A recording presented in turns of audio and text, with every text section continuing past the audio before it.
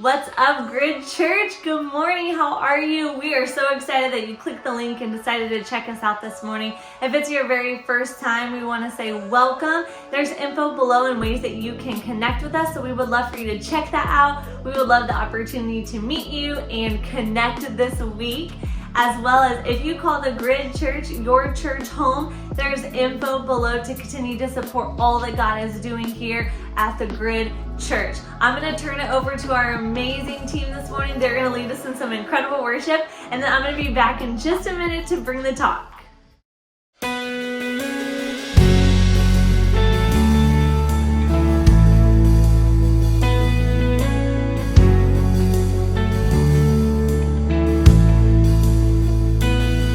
The weapon may be formed, but it won't prosper. And when the darkness falls, it won't prevail. 'Cause the God I serve knows only how to triumph. Oh my God, you never fail. Oh my God, will never fail. I'm gonna see a victory. I'm gonna see a victory. For the battle belongs to you, Lord. I'm gonna see a victory. I'm gonna see a victory. For the battle belongs to you, Lord. Yeah.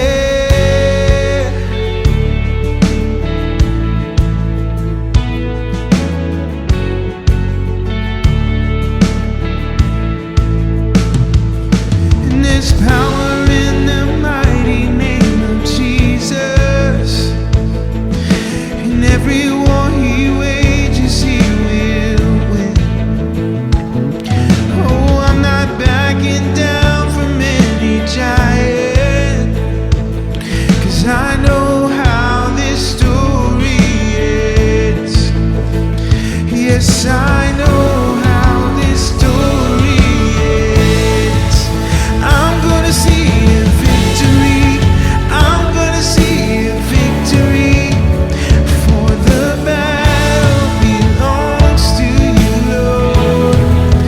I'm gonna see a victory. I'm gonna see a victory. For the battle belongs to you, Lord. I'm gonna see a victory. I'm gonna see a victory. Yeah, for the battle belongs to you, Lord. And I'm gonna see a victory. I'm gonna see a victory. For the battle belongs to you, Lord. Hey.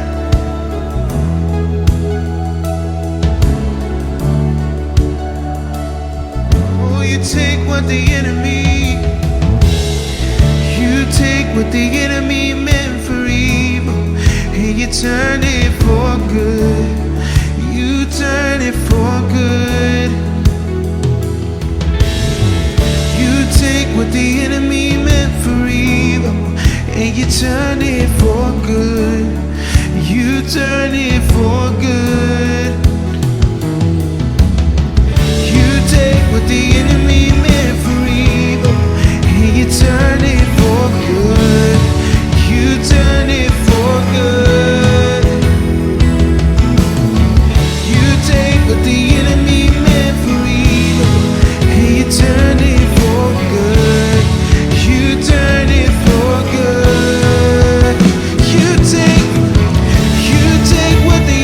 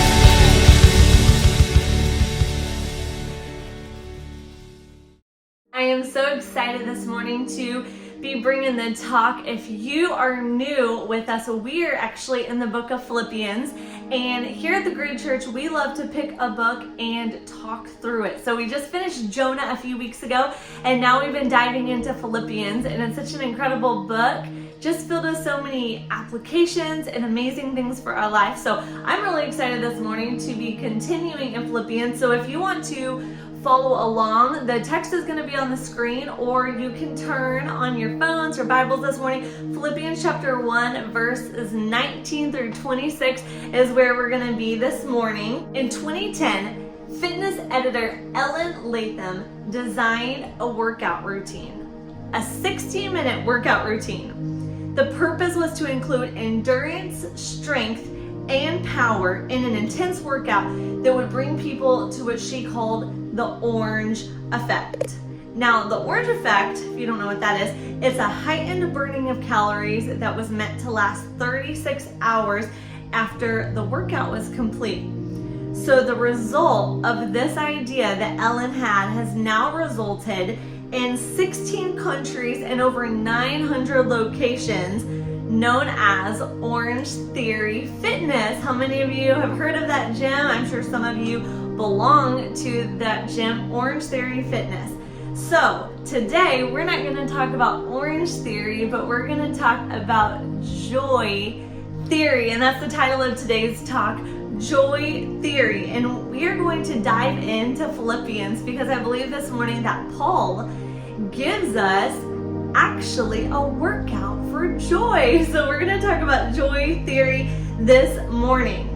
How many of you believe that when you give your heart to God, when you accept Jesus, He gives you joy, right? The joy when you first believed. On one hand, how many of you believe that God gives us joy when we give our hearts to Him, right? When we accept Him and we get saved, He gives us joy, the joy of when we first believed.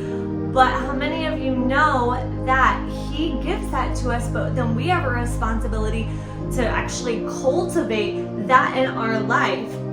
Joy is produced in us and is grown in us. So if you don't use joy, if you don't practice joy and grow in joy, it's not something that will just be evident in your life naturally.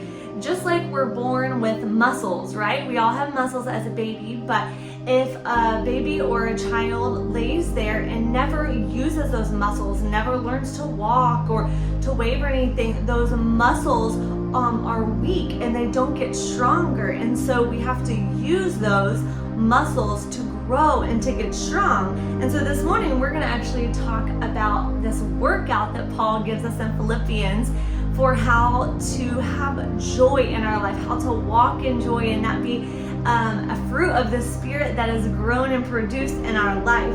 Nehemiah 8:10 says, "The joy of the Lord is our strength." And I don't know about you today, but I could use some strength in my life. Can you use some strength in your life this morning? He says the joy of the Lord is our strength. Joy is not a luxury. It's not optional in the life of a believer. It's an absolute necessity. If we call ourselves Christians, we have to have joy. The joy of the Lord is our strength. How many of you have ever just met like a really grumpy Christian? I mean, please tell me you've met one before. And what is even crazy is you might like not even know that they're a Christian when you meet them. Okay, maybe it's a coworker, maybe there's a person coming to your mind right now. Don't dwell on that too hard, but you know that person that just they complain about everything, just nothing can go right in their life. They're just down all the time. And then you find out that they're a Christian and it almost takes you off guard, right? You're thinking, whoa, like maybe you're thinking, I would have never guessed that. How sad is that? I don't think there can be a worse witness than a grumpy Christian, because Christian should go with joy. Christian shouldn't go with grumpy. And so I think that that causes us to kind of evaluate how we respond to life circumstances and what life throws at us, and how we respond and how we communicate even with unbelievers, because they're watching everything that we're doing, and Is our life something that is overflowing with joy and displaying joy in spite of hard things? I'm not telling you to walk around being fake all the time with a smile on your face. No, I want you to be authentic, be real. Life has its ups and downs, and the thing is that joy doesn't always mean happy. Joy doesn't always mean smile on your face. You can be joyful in really hard times. Did you know that? Because joy isn't something that we make up. It is something that the Lord produces in us as we walk in His Spirit. So this morning, we are going to look at our text. I want to rewind to the last verse that we touched on last week, which is Philippians chapter 1, verse 18, to kind of put in context this morning where we're coming from. We have Paul writing this from prison, okay? And he has had a really, really rough life, right? And so he is in prison now, and he has been criticized, falsely accused, beaten, shipwrecked, in chains, all the things.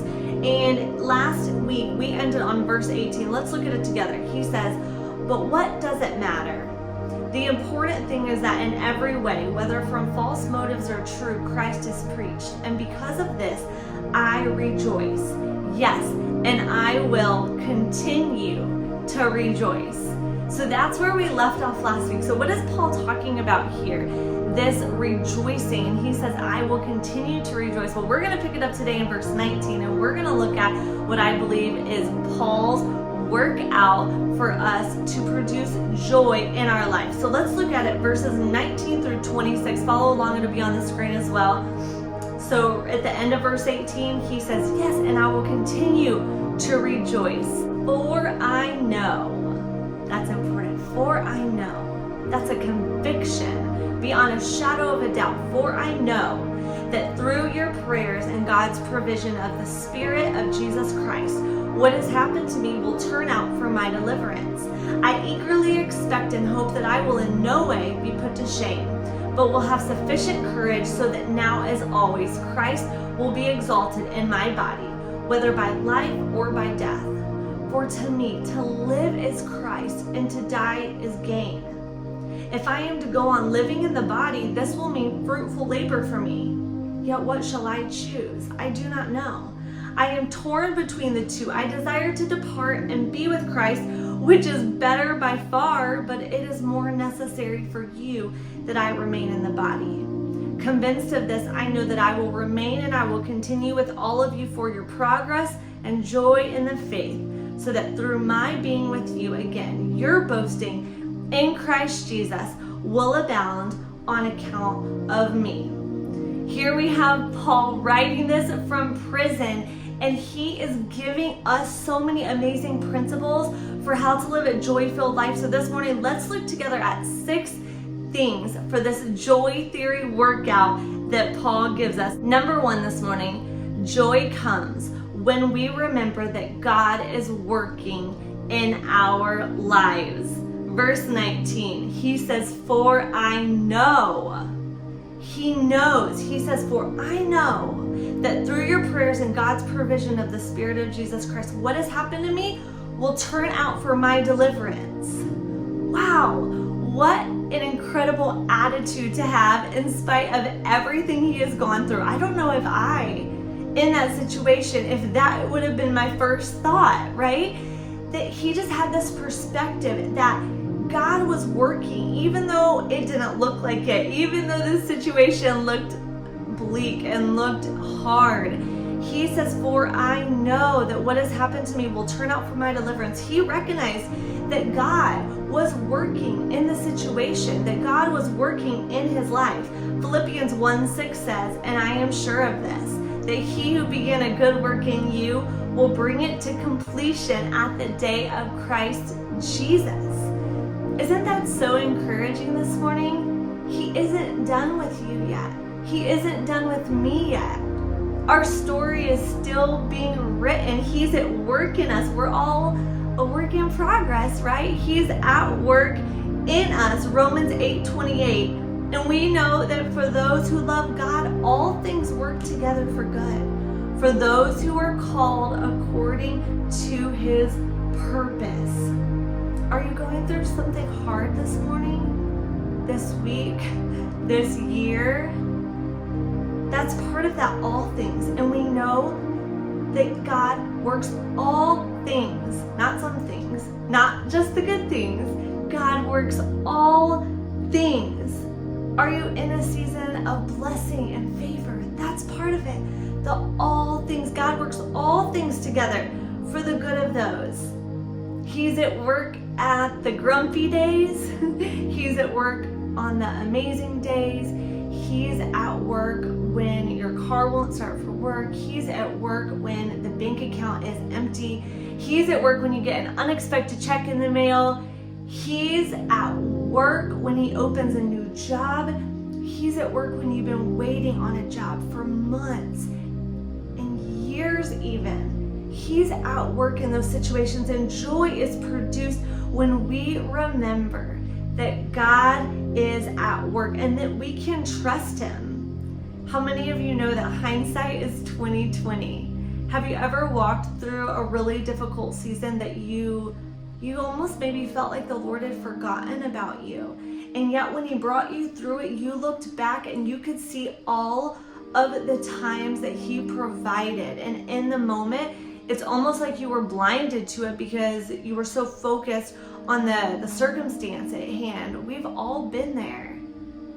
And you know what? Joy is produced in the midst. Joy doesn't come after. He's producing joy in you in the midst of that. He's at work. And when we choose to remember and choose to dwell on, God, you've been faithful before, and I know that you're faithful now and you will continue to be faithful, that produces joy in us. Let's look at number 2 together. Joy comes when we believe that God answers prayer. Verse 19, he says, for I know that what?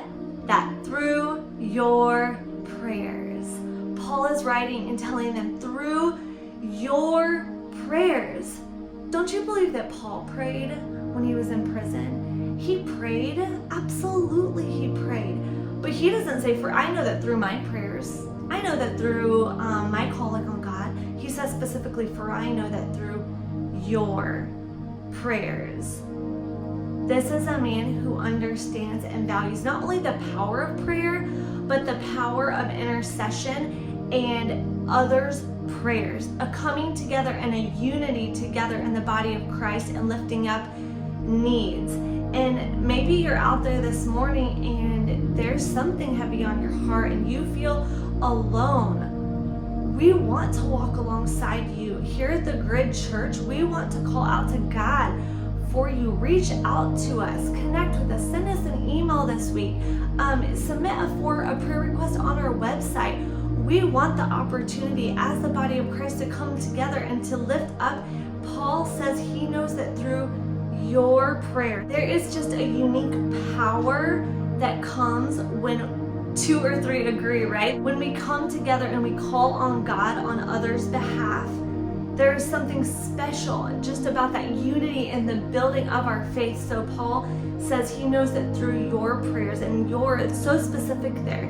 So joy comes when we believe that God answers prayer. Do you believe that this morning? Number 3, joy comes when we allow the Holy Spirit to strengthen us. For I know that through your prayers, and what's the next part? And God's provision of the Spirit of Jesus Christ. God's provision of the Spirit of Jesus Christ. Joy comes when we allow the Holy Spirit to strengthen us. Look at Galatians 5:22 and 23. We've probably all quoted this verse a million times, but the fruit of the Spirit, not the fruit of ourselves, the fruit of the Spirit is love, joy, peace, patience, kindness, goodness, faithfulness, gentleness, and self-control. You see, the Holy Spirit is the only one that can produce fruit in our life. And fruit is just that. Think about a fruit. Fruit doesn't just exist. Fruit grows. Fruit is something that grows and is produced over time. That means it's not instant. That means it's a process. Going back to that verse, He's not done with you yet. He is at work in your life.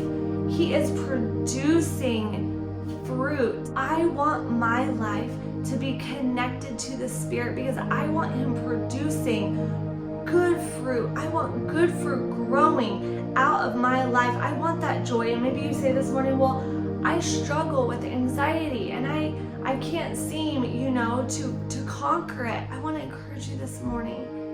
He's growing peace. He's producing peace in you this morning. Maybe you're like, yeah, I need more patience.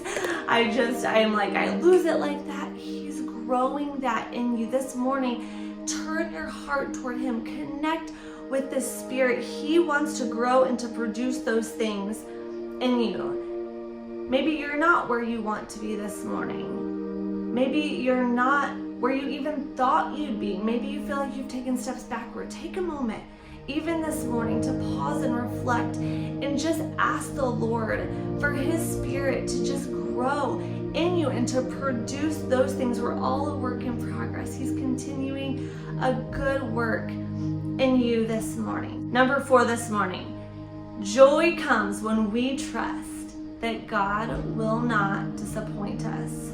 Let's look at verse 20. Paul says, I eagerly expect and hope that I will in no way be ashamed. I eagerly expect and hope that I will in no way be ashamed. Have you ever had a moment? I feel like sometimes it hangs us up when we want to step out in faith. We want to obey the Lord with something He's asked of us or called us to do. But in that moment, there is a fear, there is a hesitation. Have you ever experienced that what if I step out and I do this and He doesn't come through, right? What if I am obedient and I give a tithe even though my bank account says I don't have money to give that tithe? I give that, and what if He doesn't come through? And what if He doesn't provide? And what if I don't have enough money to pay those bills? Or what if I step out and pray for someone that He's telling me to pray for? And what if He doesn't heal them? What if I'm ashamed? What if He doesn't come through? Have you ever had that feeling, that hesitation internally? I think we all have at some point. I want to encourage you this morning, if we don't have an eager expectation, if instead we have a fear of disappointment and abandonment, if we don't have an eager expectation, then it is almost impossible to have joy, because joy comes when we trust that God isn't going to disappoint us, that He's not going to let us down. Essentially, it's one or the other. If you don't trust and believe God that His promises are true, then you don't have the hope.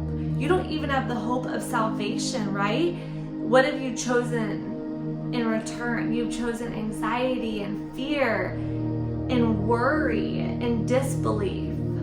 I want to choose to trust Him, and I want to choose to hope in Him. And Paul, with so much faith, says, I eagerly expect and hope that I will in no way be ashamed. Here he is sitting in prison. Everything that's gone wrong could have gone wrong, and he still has this attitude and this belief and trust and hope in the Lord, that the Lord hasn't left him, that the Lord has a plan, that the Lord is working, and that he's not going to be ashamed. Let me just share a little story of our life in faith in the Lord.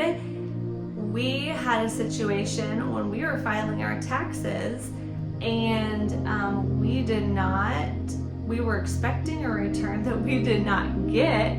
Instead, we actually ended up owing money, okay? And we trusted the Lord at that time. Of course, it was disappointing, but we just committed that to the Lord, and we just trusted Him and continued to be faithful to Him. And months later, as recent as last week, we were leaving our house on a walk, and we checked the mail, and there was a letter from the IRS, and I was thinking, what could this be? And we opened it and found a letter that not only did we not owe, but there was an error, adjustments made, and we were getting a refund. And it was our refund check. And can you imagine that moment of shock It was shock, but then it so quickly turned to, God, you are so faithful. God, you never, ever fail us. He always comes through. And maybe you have stories like that of times that things didn't go as planned and life threw you a curveball and it maybe wasn't in your timing, but you saw God come through in miraculous ways. He always does. He's so faithful. So this morning, I want to encourage you with that wherever you're at, whatever part of your chapter you're in this morning, eagerly hope, eagerly trust. He's faithful. Psalm 25:3 says, no one whose hope is in Jesus will ever be put to shame. No one. That's not some people. That's no one. No one whose hope is in Jesus will ever be put to shame. I hope that encourages your spirit this morning. That encourages my spirit.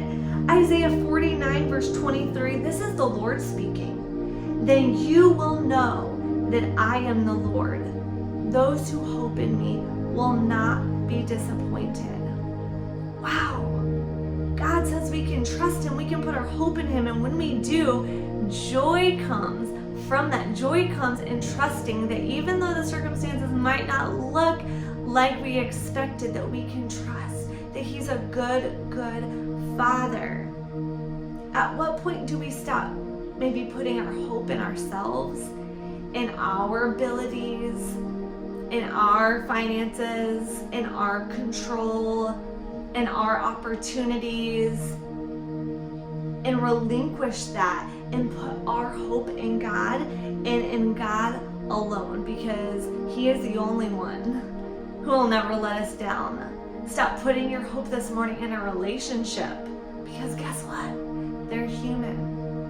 Our hope belongs to God and God alone. Joy comes when we trust that God will not disappoint us. Number 5 this morning.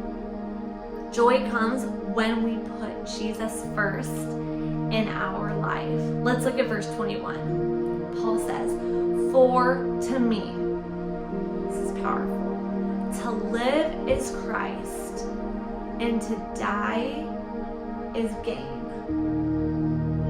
To live is Christ and to die is gain. What is he saying here? He is saying that his whole life, his only reason for existing is for Christ. In spite of everything he's gone through, he's willing. He is saying, God, I am all yours. I exist because of you, and everything I do is for you. And he was so committed to that mission that it didn't matter. It didn't matter the persecution. I think this is something that we constantly have to be evaluating in our life. We say we're Christians. We say our life is yours, God. We sing it. We speak those words in prayer. We mean them. We try to mean them. But what does our life say? What do the actions and the priorities of our life say? To live is Christ and to die is gain? Do we have that perspective that dying is gain, that then we would be with our Heavenly Father? Or are we so wrapped up in the things of this earth that that perspective gets off sometimes? Sometimes we hold things so tightly, and if we could just remember that this life is just but a vapor. The relationships, the people, the homes, the cars, the things, the jobs, it's just a vapor. And yet the only reason we are here is because of him. I think as we evaluate that in our life, we can start to think, is Jesus a part of our life? We come to church, we listen to messages online, we say we're Christian, we try to pray and read our Bible. He's a part of our life, of course, but is he our life? Is he truly all that matters to us? It's a sobering, it's a convicting thought. For to me to live is, and leave that blank, for to me to live is, what are you living for this morning? What do you have all your hope in this morning? What If that was ripped away from you, would your life completely crumble? What is that for you? Whatever word you put in that blank this morning, then dying is a loss. For to me to live is my job. Yeah, then dying would be a loss. To me to live is my bank account. Then yeah, dying is a loss. But when you put Christ there, for to me to live is Christ, that's the only thing that can go in that blank that then makes dying be a gain. And Paul lived his life that way. How challenging and encouraging. For to me to live is Christ and to die is gain. What we live for determines our level of joy. It's true, right? Do you believe that? What you live for determines your level of joy. Did you know that if you put Christ in that blank, that all the other things will fall into place naturally? That if Christ is in that blank, you actually will love your relationships more. You will love your spouse more if you put Christ above them, because as you become more like Christ, his love will overflow into you and out of you, and you will naturally love others more when you love Christ first, when you love him the most. It can't be any other order, or else you will lack joy. You put your hope in relationships, they're going to fail you. You put your hopes in things, they're going to fail you. You put your hope in fill in the blank, and any other result will leave you without joy and will leave a void. But when you put Christ there, for to me to live is Christ. When we put Jesus first in our life, that is when joy is produced in us. The final thing this morning, number 6. Joy comes when we put others before ourselves. Let's look at the end of this passage, verse 22. He says, if I am to go on living in the body, this will mean fruitful labor for me. Yet what shall I choose? I do not know. I am torn between the two. I desire to depart and be with Christ, which is better by far. But it is more necessary for you that I remain in the body. Convinced of this, I know that I will remain, and I will continue with all of you for your joy and progress in the faith, so that through my being with you, again, your boasting in Christ Jesus will abound on account of me. That is selfless right there. I want you to think about the situation that Paul finds himself in. He has been brutally tortured. He is sitting in prison, chained to a guard 24 hours a day. He has been shipwrecked, beaten, anything you can think of, robbed, anything you can think of. We think we had it rough sometimes. Paul experienced anything and everything just about you could think of. Wouldn't it have been so much easier for him sitting in that prison cell to just want to die? Because, I mean, he would have been whole. He would have been with Jesus. No more pain, no more suffering. That would have been absolutely, you would think, what your human mind would go to. But he says here, I know that that is better, but it is more necessary for you that I remain in the body. He knew that God was not done with him yet, with the purpose that he had. How selfless that in that moment that he put others before himself. Maybe you've heard of the acronym JOY, J-O-Y.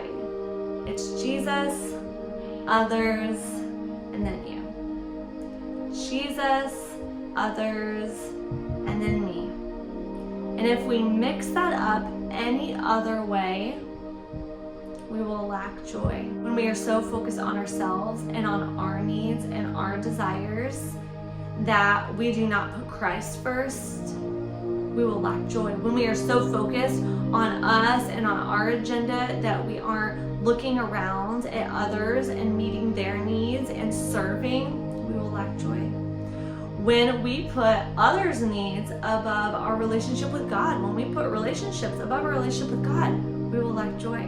The only way that it works is to put Christ first in your life, to put others next, and to always be looking out and asking the Lord for His eyes for people, for His heart for people, how you can serve, how you can share His love. And the thing is as you put Christ first, that will naturally happen. It will all fall into place. The only way it gets mixed up is when Christ comes out of that top spot. That's the only time it gets mixed up. When He is there, you will naturally, because His love is flowing through you, you will naturally do that to others, because that's His heart. His heart is for people. And then yourself last. Joy is something that the world can't give. We might try to look for it in lots of places and in people, but joy is not something that the world can give us. But here's the best part. Joy is not something that the world can take away. That's what I want to leave you with this morning. Joy cannot be given to you by anyone, by anything, by this world. But true joy that's produced by the Spirit cannot be taken away from you. It is a gift from God. And this morning, as we've looked at Scripture, I believe as we apply these things to our life, God and His Spirit is going to produce that joy in us. Let's pray this morning. God, I thank you for your word. God, I thank you for the truth of your word. Father, this morning I pray for everyone watching. God, I pray that if there is someone out there this morning that is struggling with joy, that it is struggling and feels that is lacking in their life, God, I pray that as we apply these principles to our life, that you would produce that in us this week. And maybe you're out there this morning, and as I was talking, you were simply thinking about the fact that you want that in your life, and you know the reason that you don't have that in your life. You know that your life is lacking Christ in that top spot. You know that your life is lacking that relationship with Him, and that joy only comes through that. And this morning, I want to give you an opportunity. I want to pray with you, pray for you. And as I pray, you can pray with me. And right now, you can make a decision to give your life to Jesus, and He can grow that fruit of joy in you. This morning, would you pray with me? Say, dear God, thank you for loving me. Thank you for sending your Son to die for me. I ask you into my heart. Would you forgive me of my sins? Would you cleanse me, deliver me? I commit my life to you. Fill me this morning, Lord, with your joy and your Spirit. In Jesus' name, amen. Amen, church. How amazing. If you prayed that prayer this morning, heaven is rejoicing, and we at the Grid Church are so excited, and we would love the opportunity to maybe just share the next steps. Maybe you have questions. Maybe you just want someone to walk the journey with you. We would love to do that. So this morning, there's a link below, info below. You can click the link, text the number. That will give us an opportunity to connect with you this week, so we can just talk with you about the next steps and help walk the journey with you. Thank you, Grid Church, so much for hanging out with us today. I pray that you are blessed this week, and we'll see you back next Sunday.